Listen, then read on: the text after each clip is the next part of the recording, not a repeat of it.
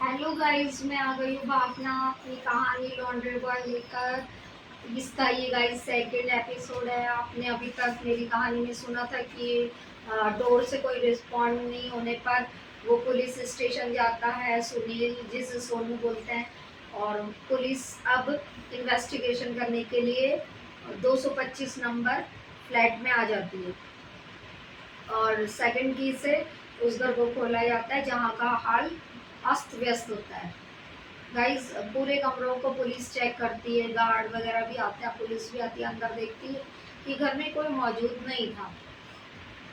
अंदर से घर लॉक था और खिड़की के थ्रू कोई बाहर निकला था उस घर से, लेकिन जीवित या मृत कोई भी ऐसा बॉडी वहां पर नहीं मिला था। पुलिस वही देख रही थी कि खाली घर है लेकिन लॉक है, कोई विंडो के थ्रू भागा है। अगर घर में रहने वाले हैं तो अपने घर से लॉक खोल के जाएंगे, दरवाजा खोल के जाएंगे। विंडो से भागा है तो कुछ तो सस्पेक्ट है ना इसमें।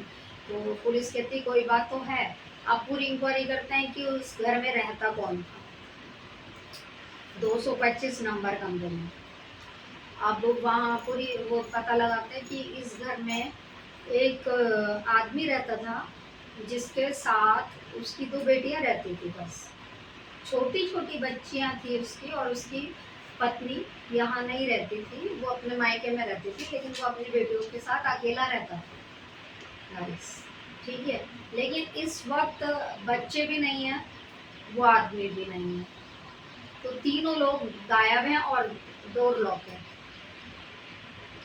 और वो उनका रियल फादर था उन बच्चियों का। ठीक है। तो बस अब यही होता है, फिर छानबीन गाइस वहाँ पे शुरू हो जाती है। लॉन्ड्री बॉय के पास भी जाया जाता है, फिर से पुलिस जाती है इन्वेस्टिगेशन के लिए पूरा, कि कपड़े कौन दिया करता था, कौन प्रेस करे हुए कपड़े वापस लेता था, क्या नाम था उस घर में रहने वाले का। ये सारी सारी जानकारी लेने पुलिस उसके पास पहुंचती है। धोबी घाट लॉन्ड्री में।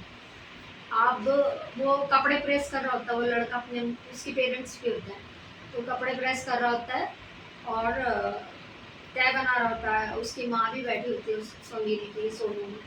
तो उससे पूछते हैं कि लास्ट तुमने वहाँ से लॉन्ड्री का कपड़ा कब लिया था, डेट बताओ, और तुम्हें पेमेंट कब हुई थी लास्ट, किस नाम से पेमेंट हुई थी, वो सब कुछ पुलिस उनसे पूछती है वहाँ जाकर। कि उस घर में कोई भी नहीं है। और सोनू से पूछती है कि तू तो अक्सर उस घर में जाता आता रहता है, तो वहाँ के लोग कैसे हैं, कुछ अजीब व्यवहार करते थे या एक नॉर्मल लाइफ जी रहे थे, या क्या रोज रोज उनके यहाँ झगड़ा होता था, कुछ होता था, बताओ। तो वो अब सोनू बोलता है कि नहीं साहब, मैं तो अक्सर जाया करता था कपड़े लेने, हर हफ्ते में वो मुझे अपने कपड़े देते थे अंकल, और वो बहुत अच्छे थे कोई, और मुझे कितनी बार तो टिप भी देते थे। जैसे कि उनका 300 रुपये का कपड़ा होता था धोना प्रेस करना, तो वो मुझे कई बार 500 का नोट होता था तो कहते थे पूरा तू रख ले। कि मैं बोलता था नहीं साहब, मैं एडजस्ट कर लूँगा अगले हफ्ते, कि हाँ तू कर ले, तू नहीं तो तू ले जा ये पूरे पैसे। कि वो इतना अच्छे थे, लेकिन मैं लेता नहीं था, मैं उनका हिसाब पूरा जोड़ लेता था, एक्स्ट्रा आया हुआ पैसा। कि वो उस टाइप के नहीं, खड़ूस टाइप के तो बिल्कुल नहीं थे, बहुत अच्छे थे। फिर कहते हैं कि और कौन था उनके घर में, कहते तो उनके घर में एक नौकरानी खाना बनाने के लिए आया करती थी, झाड़ू पोछा बर्तन, वो हाउस हेल्प के लिए अंकल ने लगाया हुआ था एक नौकरानी को, जो बच्चों का खाना, बच्चों को नहलाना वहलाना सब कुछ थ्रू आउट पूरे होल डे के लिए उनकी मेड आया करती थी, सब काम करती थी वो। लेकिन लॉन्ड्री का काम हम करते थे, कपड़ा ले जाना, प्रेस करना, बाकी सारे काम, खाना, झाड़ू पोछा बर्तन, वो मेड करती थी। तो बोलते हैं मेड का पता है कि कहाँ रहती है, कि नहीं वो पूरी सोसाइटी में ही अक्सर हर घरों में काम करती है, आपको वहाँ जाओगी तो पता चल जाएगा, वो हर घर में मिल जाएगी, उसका नाम शीला है। तो पुलिस कहती है ठीक है। और वो बोलते हैं कि बच्चे कितने बड़े थे, वो कहते हैं बच्चे तो छोटे ही थे साहब, रोज रोज तो मुझे बच्चे तो कपड़े देने नहीं आते थे, डोर पे साहब ही कपड़े देने आते थे, या फिर उनकी मेड दे देती थी नौकरानी।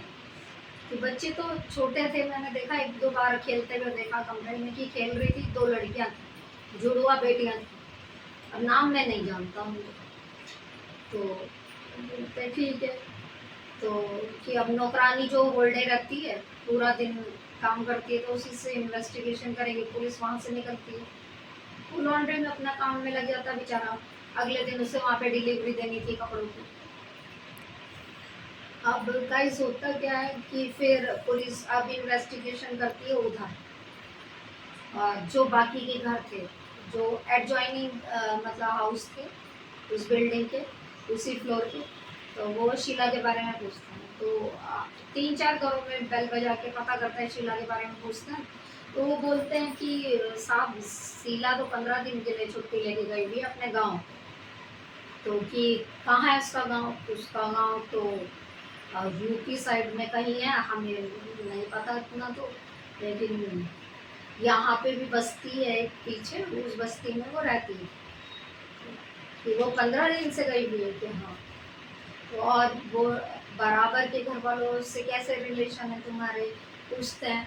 तो बोलते थे कि हमारा तो कोई ज़्यादा वास्ता नहीं रहता, हम तो अपने अपने फ्लैट में